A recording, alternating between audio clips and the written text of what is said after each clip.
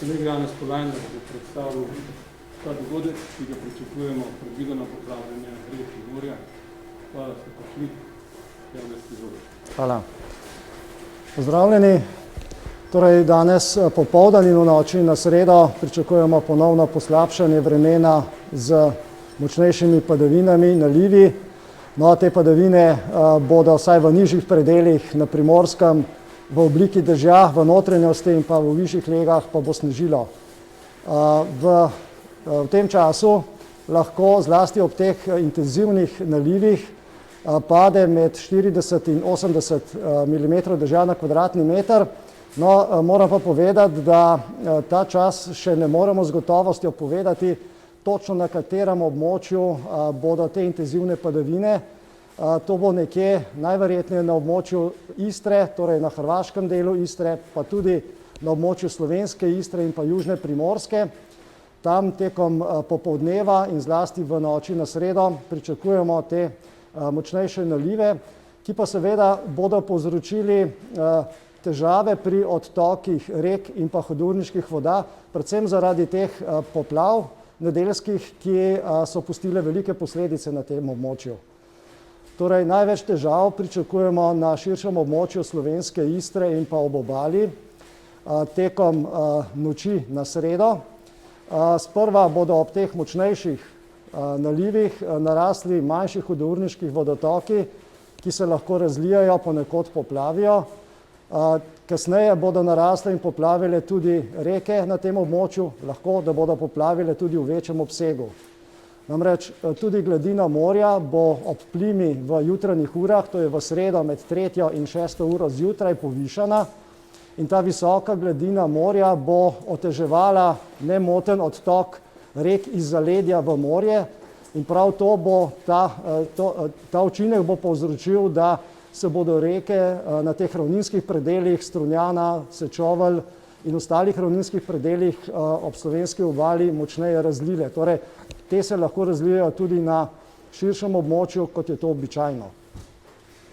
No, težave z naraslimi vodami pa se bodo pojavljale v noči na sredo tudi v drugih predelih južne Primorske, zlasti v Vipavski dolini, kjer lahko poplavi reka Vipava in njeni pritoki. Seveda se bodo povečevale tudi ojezerjene površine kraških polj na Notranjskem, nekoliko se bodo povečale tudi poplavljene površine na Ljubljanskem barju v Ljubljanici. No, seveda pa pričakujemo tudi precejšno količino nove snežne odeje v alpskem svetu, tam lahko pade nekje med 40 in 50 cm snega. Torej, postopno umirjanje teh razmer pričakujemo šele v četrtek. Namreč gre za to, da je zemljina zlasti na tem območju Primorske, južne Primorske in pa slovenske Istre močno razmočena od nedeljskih poplav. Zato lahko pričakujemo, da se bodo prožili dodatni novi zemeljski plazovi. Splazijo pa se lahko tudi tisti plazovi, ki se v nedeljo še niso dokončno splazili. Torej, obstaja tudi velika nevarnost dodatnega plazenja, poplavljanja rek in hudourniških vodotokov, poplavljanja morja in pa seveda tudi dviga podzemne vode zaradi sočasnega vpliva visoke gladine morja in pa pritoka vode iz zaledja. Toliko zaenkrat. Pozdravljeni, Manca, tukaj Svet na kanalu A. Zanima me, kdaj popoldan naj bi se to začelo, kdaj naj bi prav res začele reke oziroma hudourniki prestopati bregove. In če sem vas prav razumela, najhuje pričakujemo med 3. in 6. uro zjutraj, ko bo še morje v bistvu naredilo svoje. Torej, tako je, ne. Padavine se bodo začele intenzivirati že danes popoldan, nekje po 4. 5. uri popoldan in potem danes zvečer, tekom noči.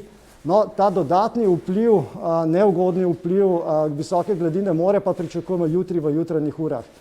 Hudourniški vodotoki, te se lahko narastejo in poplavijo tudi že tekom današnje noči, torej pozno zvečer, zgodaj zjutraj. Odtekanje teh rek, Drnice, Dragonje, Rižane, torej oteženo odtekanje teh rek v morje pa pričakujemo torej v sredo v jutranjih urah v času visoke gladine morja.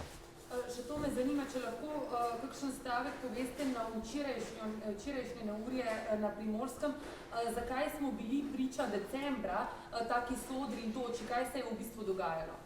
Ja, res včerajšnji dogodek je redek. Običajno se tak dogodek lahko pojavi na vsakih 10 let v decembru. Prišlo pa je do tega, da je bil v višinah izredno nestabilen hladen zrak. Na območju, širšem območju Kvarnerja, tam v okolici Pule, med Pulo in Benetkami, se je začel ta proces ciklogeneze oziroma proces nastajanja neviht zaradi vetrovnega striženja. No in potem je to nevihto zaneslo tudi nad slovensko obalo in bili smo priča te supercelični nevihti, ki je povzročila torej močan veter, nevihtni piš in pa točo na obali. Hvala lepa. Mogoče Janez, samo še kdaj bi bile kakšne posodobitve naših informacij?